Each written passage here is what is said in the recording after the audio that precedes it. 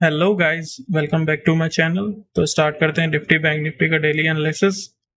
कल की तैयारी आज ही करते हैं। तो सबसे पहले निफ्टी की बात करें, वीकली टाइम फ्रेम पे 20 बार बातें अपन ने करी हैं कि एक ड्रैगन फ्लाई डोजी है। जब तक ड्रैगन फ्लाई डोजी का लो ब्रेक नहीं होता, बाउंस के चांसेस होते हैं, और वैसा ही कुछ निफ्टी ने किया। तो वीकली टाइम फ्रेम पे निफ्टी पॉजिटिव दिखाई दे रहा है। नेक्स्ट बात करें डेली टाइम फ्रेम पे, ये रेंज थी। इस रेंज के ब्रेकआउट के ऊपर बात हमने करी थी कि अगर 750 के ऊपर निफ्टी निकलता है तो फिर 850 तक चला जाएगा। आज कहीं ना कहीं 850 के टारगेट भी अचीव हो गए। अब नेक्स्ट टारगेट 850 के ऊपर सीधे 25,000 के ओपन हो जाएंगे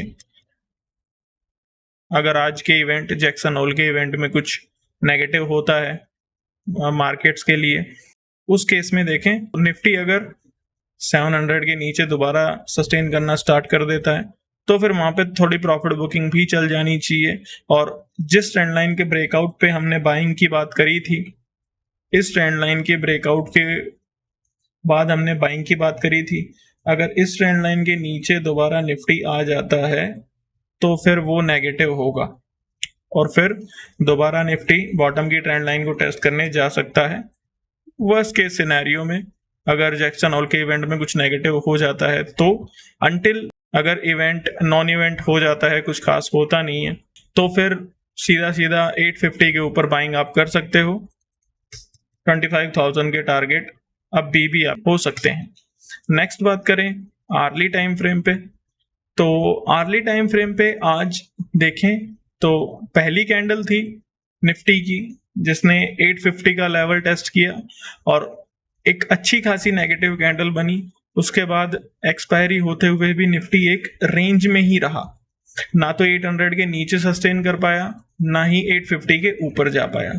तो इस सिनेरियो में अगर कोई स्टॉक पहली आर्ली कैंडल का हाई ना तोड़े और पूरे दिन एक रेंज में ही निकाल दे, ठीक है, और वो एक रिजेक्शन के आसपास हो, तो चांसेस होते हैं कि वहां पे थोड़ी प्रॉफिट बुकिंग आ सकती है। डेली टाइम फ्रेम पे यही हमें पैटर्न दिखाई दे रहे हैं। नेक्स्ट बात करें हम 5 मिनट की टाइम फ्रेम पे, देख लेते हैं लेवल्स। 5 मिनट की टाइम फ्रेम पे देखें, एक ट्रेंड लाइन है। ट्रेंड लाइन के ऊपर जब तक हो बाय ऑन डिप हो सकता है, ट्रेंड लाइन के नीचे सेलिंग हो जाएगी, 70-80 पॉइंट देखने को मिल सकते हैं। अब लेवल्स की बात करें तो निफ्टी अगर 800 के नीचे सस्टेन कर जाता है तो फिर 750 740 तक, 740 750 के नीचे 700 650 तक के भी टारगेट हो सकते हैं। अगर निफ्टी 870 850 के ऊपर सस्टेन कर जाता है तो फिर 25,000 तक इजीली जाने के चांसेस होंगे। हाँ, हो सकता है कि स्पीड वहां पे कम हो, धीरे धीरे ही 25,000 तक जाने की कोशिश निफ्टी करे। अगर इवेंट में कुछ नेगेटिव होता है तो फिर वो मार्केट को हिट करेगा अलग ही, और हो सकता है उसके इवेंट के बाद कुछ वॉलेटिलिटी निफ्टी बैंक निफ्टी में आए। अंटिल कोई वॉलेटिलिटी नहीं है, मार्केट्स धीरे धीरे ऊपर जा ही रहे हैं। अब नेक्स्ट बात करें बैंक निफ्टी की।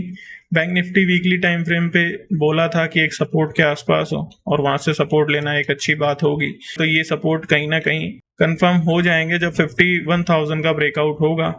4 बार यहाँ पे ट्राई हो चुका है। आज की कैंडल कहीं ना कहीं 51,000 के ऊपर क्लोज करी है, लेकिन आज की कैंडल अगर आप देखोगे तो वो प्योरली एक डोजी है और डोजी का ब्रेकआउट नहीं माना जाता।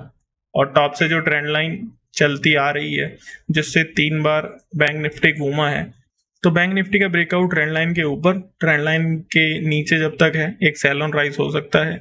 51,000 का लेवल भी है और ट्रेंड लाइन भी है। दोनों का ब्रेकआउट एक साथ अगर होता है, क्लोजिंग ट्रेंड लाइन के ऊपर हो जाती है, तो फिर वहां पे शॉर्ट कवरिंग अच्छी खासी चल जाएगी और फिर 52,000 51,900 तक के भी टारगेट हो सकते हैं। अब नेक्स्ट देखते हैं 15 मिनट की टाइम फ्रेम पे। 15 मिनट की टाइम फ्रेम पे अगर आप देखेंगे तो एक पोलन फ्लैग दिखाई दे सकता है। अगर बॉटम ये लगा था 49,900, उसके बाद एक बाइंग चली, जिसके बाद हाई था 51,100। उसके बाद प्रॉफिट बुकिंग भी चली जिसने प्रीवियस स्विंग को भी निकाला। लेकिन यहाँ कहीं अगर आप बॉटम से एक रिट्रेसमेंट डालते हो तो एक गोल्डन जोन निकल के आ रहा था 50,330 और 50,470। वहीं से ही सपोर्ट लेके बैंक निफ्टी एक अच्छी खासी रैली ऊपर दिखा चुका है। तो ये एक पोलन फ्लैग है जिसके टारगेट एटलीस्ट 51,200 के बन के आ सकते हैं और उस टारगेट के ऊपर तो ब्रेकआउट भी हो जाएंगे, तो ट्रेंड लाइन का ब्रेकआउट की वजह से और बाइंग भी आ जाएगी। तो बैंक निफ्टी कहीं ना कहीं अच्छा लग रहा है, बैंक निफ्टी में कोई दिक्कत होनी नहीं चाहिए। हाँ, अगर डेली टाइम फ्रेम की जो ट्रेंड लाइन है यहाँ से अगर रिजेक्शन मिल जाता है तो फिर वहां पे थोड़ी नेगेटिविटी होगी, अदरवाइज बैंक निफ्टी को ऊपर ही जाना है। 5 मिनट की टाइम फ्रेम पे लेवल्स की बात कर लेते हैं। अगर बैंक निफ्टी 850 के नीचे जाता है, 850 800 की जो रेंज है उसका ब्रेकडाउन देके अगर बैंक निफ्टी नीचे आता है तो फिर 480 450 तक के टारगेट हो सकते हैं।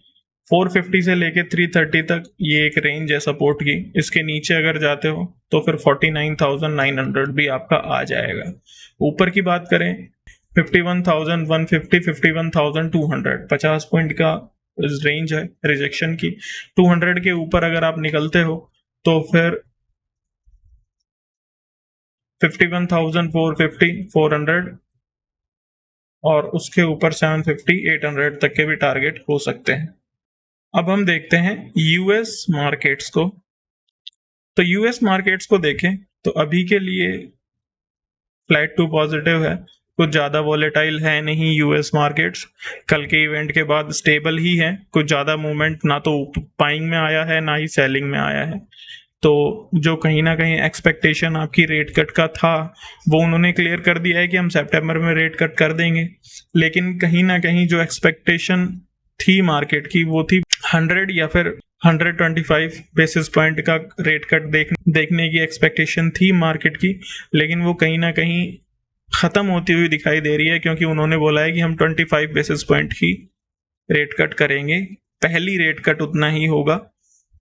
हाँ, अगर डेटा वहाँ पे थोड़े अच्छे आते हैं तो फिर हम फर्दर रेट कट कर सकते हैं, लेकिन अभी उन्होंने कुछ ऐसा साइन नहीं दिया कि हम 100 बेसिस पॉइंट या फिर 125 बेसिस पॉइंट का रेट कट देंगे।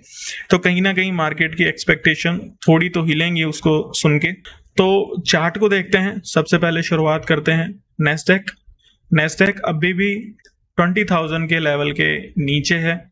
जब तक उसका ब्रेकआउट नहीं होता नेक्स्ट बाइंग आना थोड़ा हार्ड होगा।